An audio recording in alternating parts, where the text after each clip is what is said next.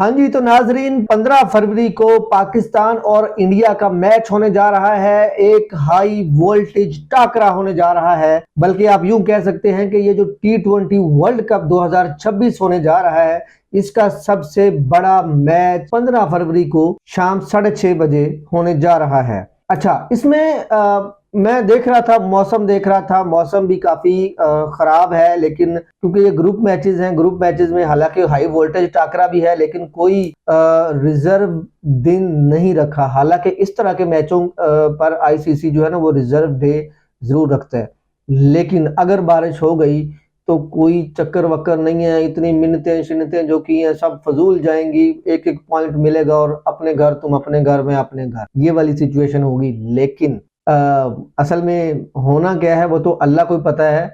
मैं जानता हूँ ना आप जानते हैं, हम सिर्फ तज्जिया कर सकते हैं। लेकिन जी दोनों टीमें बड़ा जबरदस्त खेल रही हैं, अच्छा खेल रही हैं क्रिकेट। पाकिस्तान ने भी 2 मैच जीते हुए हैं और इंडिया ने भी 2 मैच जीते हुए हैं। दोनों टीमें 4-4 पॉइंट लेके बराबर पे खड़ी हैं, लेकिन क्योंकि इंडिया का नेट रन रेट बहुत ज्यादा है पाकिस्तान से, इस मैच में जो टीम भी जीत गई वो तो सीधा टिकट कट जाएगा उसका सुपर 8 का। पाकिस्तान जीत गई तो पाकिस्तान सुपर 8 में पहुंच जाएगा, और अगर भारत जीत गई तो भारत सुपर 8 में पहुंच जाएगा। तो नाजरीन, टीमें दोनों ही अच्छी हैं, जबरदस्त फॉर्म में हैं। दोनों के खिलाड़ी बड़े कमाल खेल रहे हैं। इवन पिछले मैच में बाबर आजम ने भी अच्छी कारकर्दगी दिखाई थी और हमारे सारे खिलाड़ी फॉर्म में हैं। हमारा पाकिस्तान का साहबजादा फरहान जो है वो बिल्कुल फॉर्म में है। हम सिर्फ बात कर रहे हैं कि जी शाहीन शाह अफरीदी को खिलाया जाए या नसीम शाह को खिलाया जाए। किस सिचुएशन में शाहीन शाह अफरीदी अच्छा खेल सकते हैं और किस सिचुएशन में नसीम शाह अच्छा खेल सकते हैं। और अगर फौजी साहब को खिलाया जाए तो किसकी जगह पे खिलाया जाए। फौजी साहब को इंडिया के मैच के खिलाफ जो है वो लाजमी खिलाना बनता है। फौजी साहब को कैसे खिलाया जाए। बाबर आजम को बिठा नहीं सकते क्योंकि पिछले मैच में अच्छी कारकर्दगी दिखाई थी। किसको बिठाया जाए, कौन बैठेगा, क्या उस्मान खान की कुर्बानी दी जाएगी? अगर उस्मान खान की कुर्बानी दी जाती है तो फिर किसको खिलाया जाएगा भाई? फिर उस्मान खान की कुर्बानी दी जाती है तो कीपिंग कौन करेगा? फिर साहबजादा फरहान विकेट कीपिंग करेंगे। पाकिस्तान की पहले बारी आती है या बाद में बारी आती है? पाकिस्तान को अगर पहले बारी मिलती है तो पाकिस्तान को कितना स्कोर करना चाहिए? क्योंकि जो हिसाब किताब लोग लगाने वाले हैं वो तो लगा रहे हैं कि जी पिच पे जो सबसे ज्यादा रन बनते हैं वो 145 से 160 तक की वो पिच है। लेकिन चूंकि ये हाई वोल्टेज टाकरा है, पाकिस्तान और इंडिया का जो मैच खेलेगी, बाद में अगर बारिश नहीं भी होती तो ड्यू फैक्टर बहुत ज्यादा है। अगर पाकिस्तान को तो बाद में अगर चेज करना पड़ जाए तो पाकिस्तान के लिए मसला भी बन जाता है। हमसे तो साथ वाले ग्राउंड में कोलंबो में जिस जगह पे अब मैच होना है, वो जो साथ वाले ग्राउंड में हम खेल रहे थे तो 147 चेज करने में हमें मौत पड़ रही थी। तो इधर तो इंडिया भाई, क्या होगा, कैसे होगा? इस सारे के ऊपर हम बात करेंगे। स्लोली स्लोली हम चलते हैं। वीडियो थोड़ी सी लंबी भी हो जाए तो आपने घबराना नहीं है, वीडियो लाजमी देखनी है। इसके ऊपर हम बात करेंगे ईशान किशन को कैसे आउट किया जाता है। अगर ईशान किशन नहीं, अभिषेक शर्मा चूंकि वो थोड़े बीमार हैं, उनको मैदे का कोई प्रॉब्लम है, वो अस्पताल में भी रहे थे 1-2 दिन। अब तो वो वरुण चक्रवर्ती हैं उनकी, वो कह रहे थे कि जी वो उन्होंने प्रैक्टिस भी की है अभिषेक शर्मा ने, और अभिषेक शर्मा फिट हैं, वो पाकिस्तान के खिलाफ मैच खेलेंगे। अगर वो पाकिस्तान के खिलाफ मैच खेलते हैं तो अभिषेक शर्मा को कैसे आउट किया जाएगा, ईशान किशन को कैसे आउट किया जा सकता है। और सूर्या कुमार यादव पिछले मैच में तो इतनी अच्छी कारकर्दगी नहीं दिखा सके थे। यूएसए के मैच में उन्होंने अच्छी कारकर्दगी दिखाई थी, और एक्टर तो वो है ही कमाल के, उन्होंने बड़ी जबरदस्त एक्टिंग भी की थी। तो वो बहुत अच्छी एक्टिंग करेंगे, और उनकी अच्छी एक्टिंग को कैसे काबू पाया जाएगा वो भी हम आपको बताएंगे।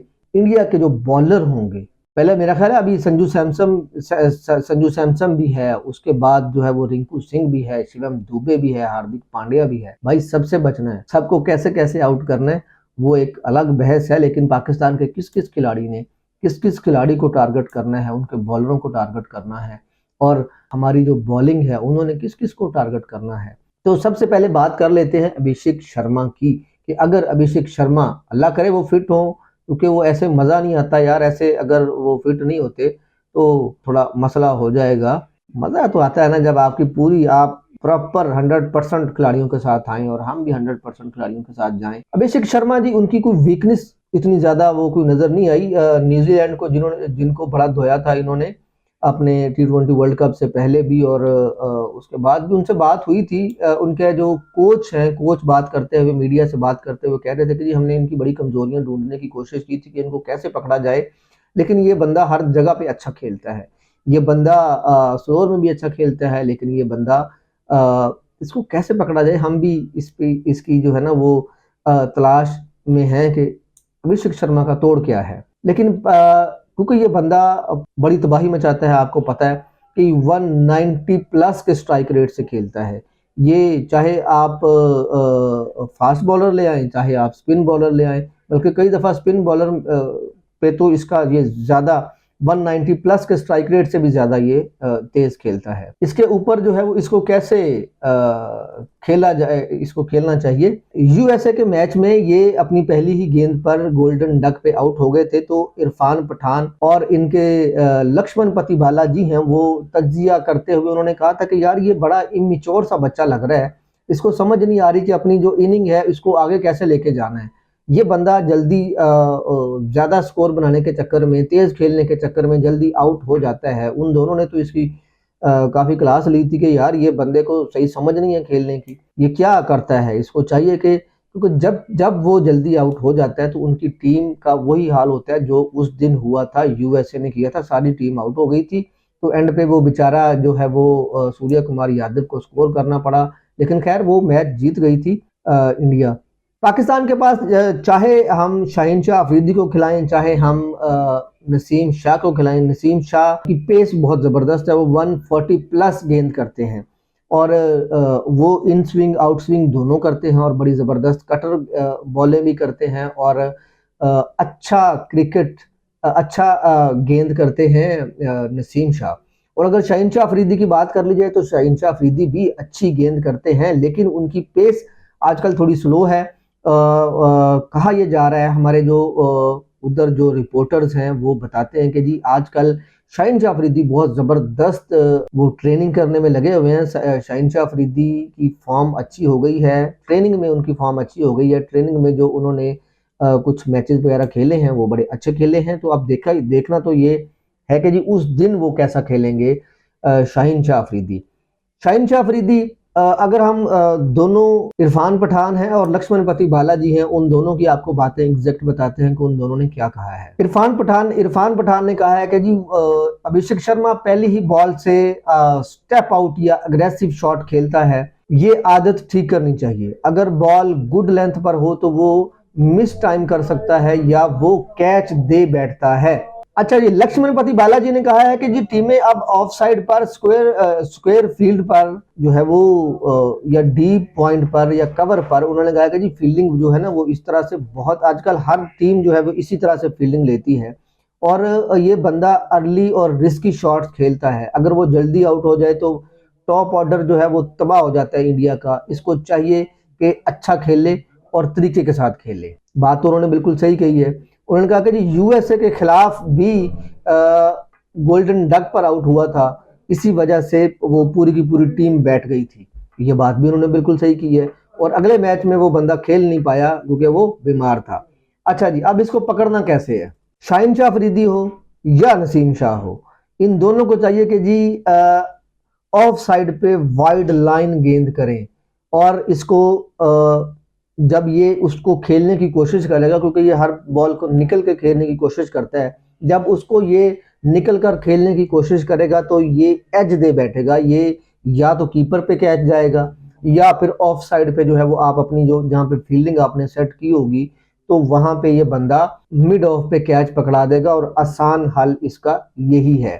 इसको गुड लेंथ पर वाइड बॉल करें, वाइड बॉल गुड लेंथ पर करें तो ये बंदा स्ट्रेट शॉट खेलने की कोशिश करेगा, जो कि ये बड़ा अच्छा खेलता है, पुल भी बड़ा अच्छा खेलता है ये बंदा। और ऑफ साइड पर ये टाइड डाउन हो जाता है। अगर ये आप ऑफ साइड पे इसको गुड लेंथ पे गेंद करेंगे तो ये कैच दे बैठेगा और पकड़ा जाएगा, ये आसानी से पकड़ा जाएगा।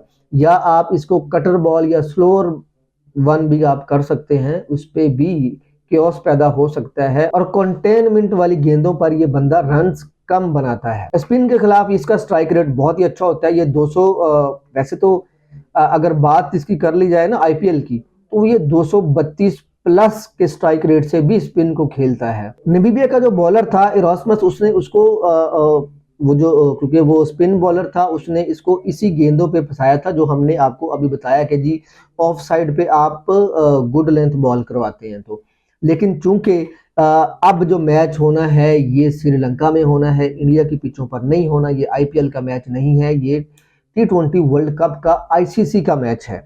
और इसमें प्लेयर पे प्रेशर है कि टी20 वर्ल्ड कप का प्रेशर तो होता ही होता है, और ये इंटरनेशनल मैच है, कोई लीग मैच तो है कोई नहीं।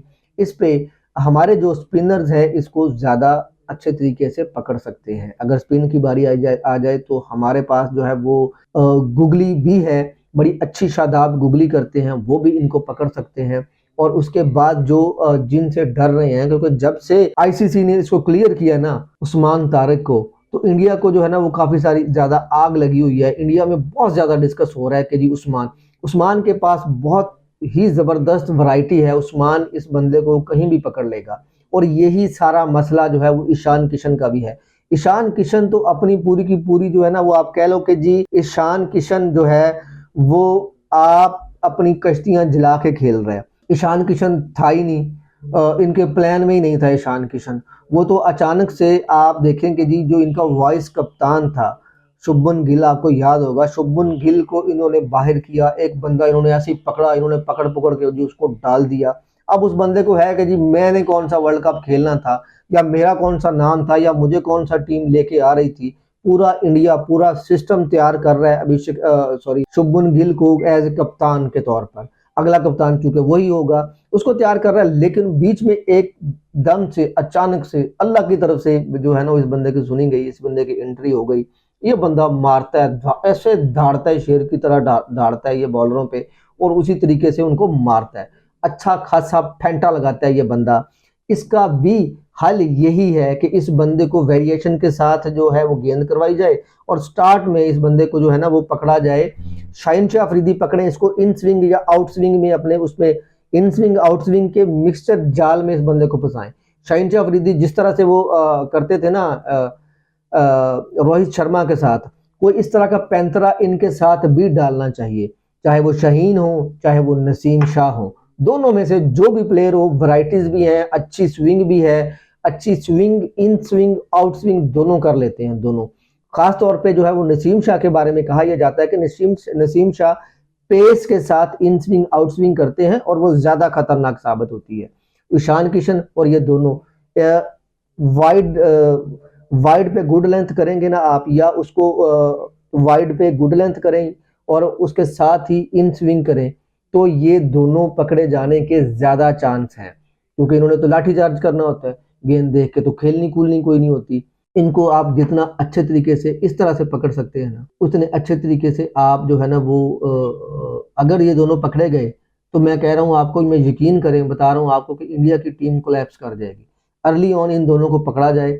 संजू सैमसन की फॉर्म वैसे नहीं लग रही, वो बेचारा वैसे वो फिर वो कहते फिरेंगे कि हम आउट ऑफ फॉर्म नहीं है, आउट ऑफ रन्स हैं। तो फिर ये आउट ऑफ रन्स वाला इनका जो है ना ये चलाकियां जो है वो ये चलती रहेंगी।